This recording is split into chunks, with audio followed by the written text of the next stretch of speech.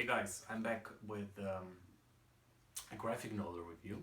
Actually, it's not a graphic novel, it's a collected edition. It's the first volume of Symmetry by Matt Hawkins and Raffaele Ienco. It's a $10 first volume by Image Comics. Um, and it's from Mark Silvestri's Top Cow sub-label, if you want to call it so. Um, and it's really good. And I wanted to give you a head start because the series is returning. This was volume 1, collected recently. Came out, I think, beginning of the year or towards the end of 2015, and now it's coming back for another 4 issues beginning in July. And you should give it a shot because this is one of the great science fiction serials that are coming out right now. The other one being Invisible Republic. I reviewed Invisible Republic before, and they are both interesting because I think science fiction is always nice when it's gearing toward either the political or the technological, and not so much the fantasy and the fantastical aspect of it, which people like, and it's totally cool to like saga and whatever. But the kind of science fiction that really gets me is the more existential, philosophical, and political one. Not to say saga isn't political at all. There are even some symmetries with saga. I won't spoil them. But yeah, let me get back to the core concept of it. And the core concept is utopia. It's a well-known trope in science fiction literature, but also in philosophical discussion. From the beginning of philosophy, when you take Plato up to the modern age with Karl Marx, and there are so many philosophers dealing with the question: how do we organize a state?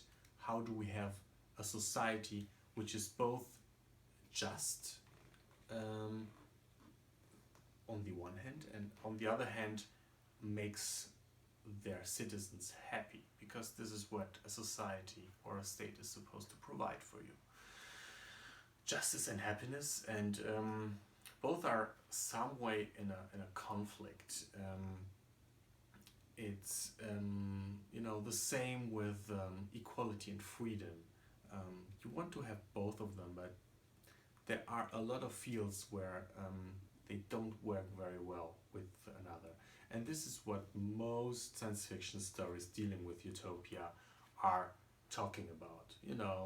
The cliche ones like Gattaca or 1984, that in order for the system to really work well, the individual must take himself a little bit back, become a little bit smaller, not so important, and yeah, so it's less diversity, actually, right? This is what it means, and more equality or equality between all people. And what I really liked about the comic is that, of course, there are heroes, and of course, we know what they probably stand for. It's always like those, things that are irrational, but still so much a part of the human nature, like passionate love, that you can't just regulate for whatever good means you have. It's just not something which you can side with reading a piece of literature. You will never side with the good dictator, You will always side with the guy who stands for freedom, even if he does some stupid or crazy things. And what I liked about Symmetry is that it's not. You would expect that you know a lot of stuff from other stories, the coexisting with artificial intelligence and robots. Yeah, I've seen Terminator, I know where this is heading. I've read Magnus Robot Fighter, I know where this is heading. Well, you do know it, but you don't. And this is where Matt Hawkins really excels at. He takes those really well-known tropes and works them over and delivers them in a really fresh and new way. And yeah, there is a lot more to say. I don't want to spill the beans too much. I just want to show you a little bit of the artwork, which is, I was super surprised. Raffaele Ienco, the artist, supposedly working in the business, in the industry for, I don't know, 10 to 20 years. Never heard of this guy, and it's a shame because he can pull off everything. He can do action, he can do facial expressions and humor interaction.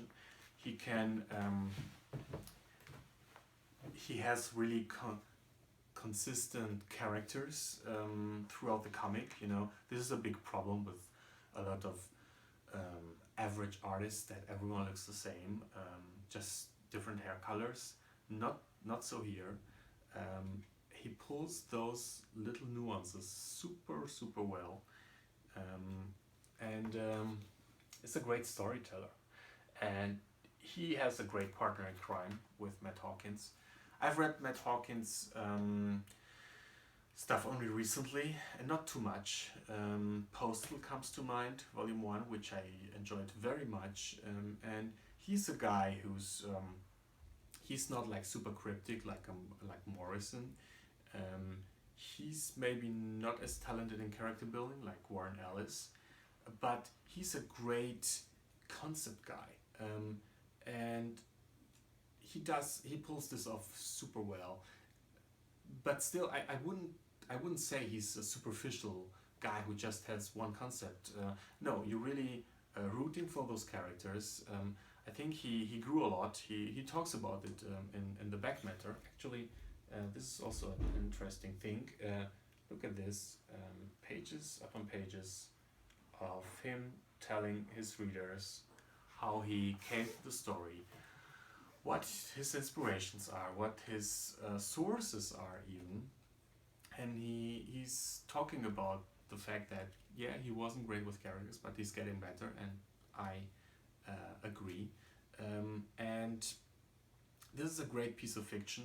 I wish this would be turned into a great television series. It would make a great television series, as would Postal. And yeah, he's a guy who can reach, I think he should reach mass audiences. Matt Hawkins is a great author, and I think it's a pity that this kind of comic isn't selling like gangbusters, because it should. So check it out. It's Symmetry Volume 1 by Matt Hawkins and Raffaele Ienco, $10 from Image Comics. And thank you very much for watching. I will be back probably tomorrow with single issue reviews. Until then, have a good time. Bye bye.